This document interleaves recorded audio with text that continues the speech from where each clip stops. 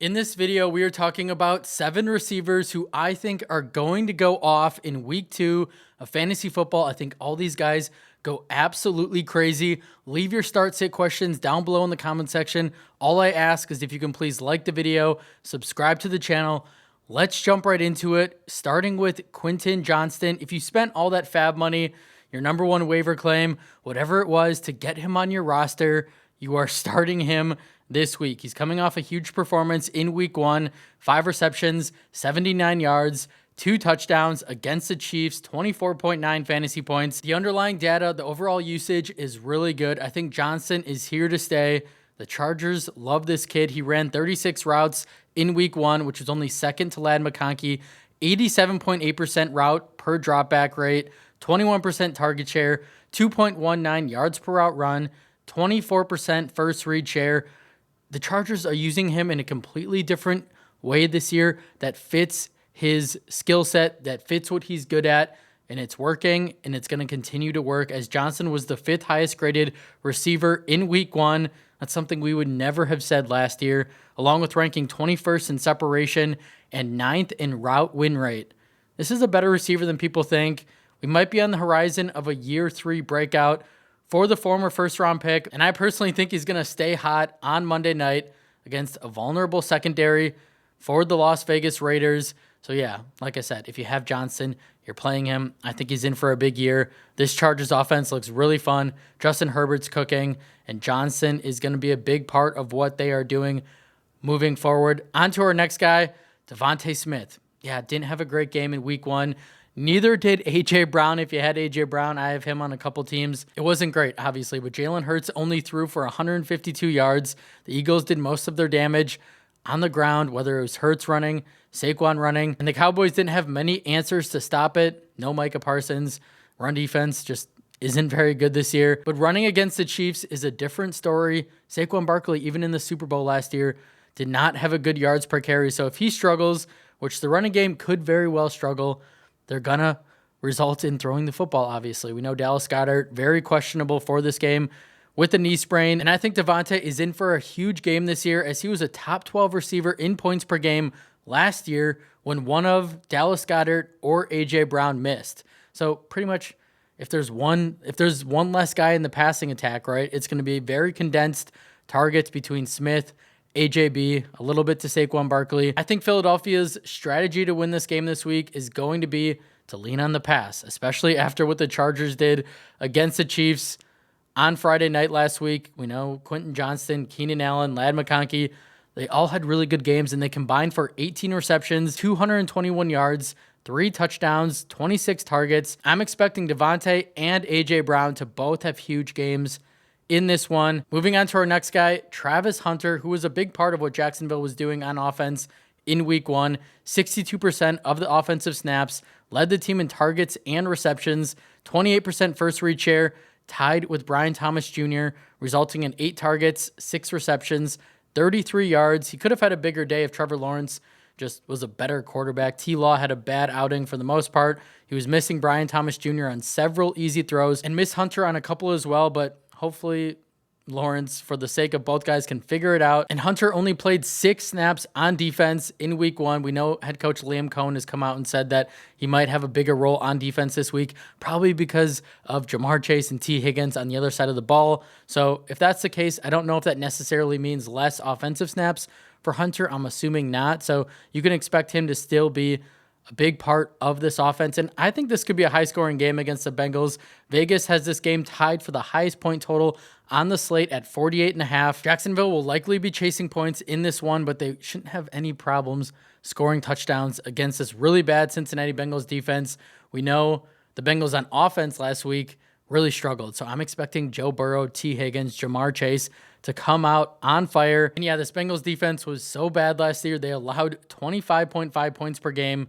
So it's going to be high scoring. Hunter is going to be involved. He's going to have these design plays, these little screens. I think Hunter is going to have a really nice day overall because of the game script, because Jacksonville is going to need to put up a lot of points if they want to try to beat Cincinnati. All right, moving on to our next guy, Jakobi Meyers. I think Meyers might be one of the more underrated receivers in all of fantasy football. I feel like this guy always just quietly produces. No one really talks about him, but he's a really good receiver coming off a monster week 1, 8 receptions, 97 yards on 10 targets, 17.7 fantasy points. He appears to already have a strong rapport with new quarterback Geno Smith. I think Smith loves Myers at this point. He's just a really smart veteran receiver that's super reliable and looks like he's going to be an alpha in this new Chip Kelly offense, as he ran 60% of his routes from the slot, which usually tends to lead to a ton of easy layup targets, room to run after the catch. I feel like any receiver that plays in the slot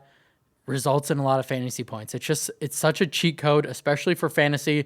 And Myers led all receivers in week 1 in missed tackles forced, something you don't really see often, especially from a receiver like Jacoby, but you love to see it. And this is kind of an interesting little stat. Myers is the wide receiver 12 in yards per game at 75 yards since Davante Adams was traded away last year, ahead of guys like A.J. Brown, Brian Thomas Jr., Amon-Ra St. Brown, and Jackson Smith-Njigba. And just to put a little bow on why you should be excited to start Myers this week, why I think he probably goes off, this kind of just helps that argument.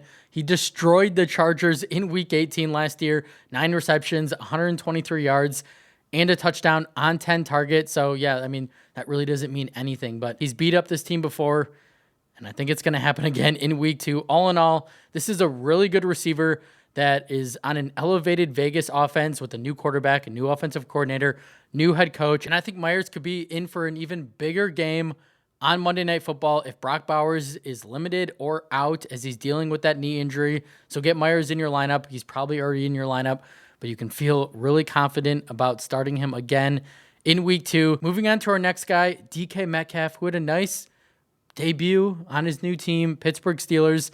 4 receptions, 83 yards, 20.8 yards per reception. That checks out. That's Metcalf's game. Downfield receptions, 12.3 fantasy points. In a game where Rodgers threw 4 touchdowns, you're probably hoping that one of those could have went to Metcalf, but he had the highest paid corner, one of the best corners in football, Sauce Gardner, lined up against him for 30 of his 33 routes on Sunday. So it obviously made it a little more difficult for DK to have one of those blow-up games, but he still led the team in targets, receptions, receiving yards, and he's the clear-cut number 1 target in this offense led by Aaron Rodgers. I think better days are ahead, and I think they probably come as early as this week because you know what? It's revenge game against his former team. You love to see it. The Seattle Seahawks, who just gave up 108 yards through the air to Ricky Pearsall. There's just something about these revenge games, like Aaron Rodgers went off against his former team, the Jets. I just know Aaron Rodgers is going to want DK to have a huge game, so it would not shock me in the slightest if Rodgers is just peppering Metcalf with targets. He probably scores a touchdown in this one just to rub it in his former team's face. I'm expecting Metcalf to go crazy in this game. Get him in your lineup. Feel really good about it. Moving on to our next guy, Hollywood Brown. Same thing with Quentin Johnson. If you spent all of your fab money, your number 1 waiver claim to get him on your team, you are starting him. The Chiefs have no one in the receiver room. We know Rashee Rice is out. Xavier Worthy's not going to play in this one. And Brown was really good in week 1. 10 receptions, 99 yards, 16 targets, which led the league, 19.9 fantasy points, along with a 41% target share, 40% first read share. That's those numbers. Those target shares are probably not going to continue, but what does it tell us? They have no one else in the passing game, right? Outside of Travis Kelce, who's old at this point. I'd expect a similar performance for Brown in week 2, as the Chiefs likely will struggle to get anything going on the ground, especially with Jalen Carter back for the Eagles after his spitting scandal, his Spitgate situation. He's a big part of what the Eagles do in stopping the run, and none of these running backs have looked good at all. Pacheco didn't look good. Kareem Hunt didn't look good. So the Chiefs are going to be down probably as well in this one and forced to throw the football. Brown has pretty much inherited that Rashee Rice role, which is one of the most prolific roles in fantasy right now until Rice comes back, as he ran 51% of his routes from the slot. He's getting those easy little check down targets, those layup targets from Mahomes. He's also going downfield, getting some of those deep shots, which we like to see as well. But like I said, Hollywood is pretty much all they have through the air outside of Travis Kelce. I'm expecting another big fantasy day, and he's a must start just on pure volume alone. But remember, this is a talented receiver. This is not a scrub receiver. He has Patrick Mahomes throwing him the football. Good things are going to happen again in week 2. On to our next guy, Jameson Williams, who really let you down in week 1. He let me down. This entire Detroit offense was a mess against Green Bay. It was really interesting to see how much this offense really did miss Ben Johnson. Like, it was very apparent. I don't think John Morton is a bad offensive coordinator by any means, but Ben Johnson was a really good one. And this is also a new system, something they haven't had for years. They all kind of have to figure it out together. That being said, this Packers defense is also really good. They were already really good before they got Micah Parsons. I don't think that this Lions offense all of a sudden this year is going to be bad. I think it was a rough week 1, but Jameson Williams is primed for a strong performance in week 2. We know he just signed that 3-year, $83 million deal. He finished with 4 receptions for 23 yards, 5 targets against Green Bay, but he gets a much easier matchup against the Chicago Bears that gave up 3 total touchdowns to J.J. McCarthy. And in 2 games against the Bears last season, Williams combined for 10 receptions, 171 yards, and a touchdown on 15 targets.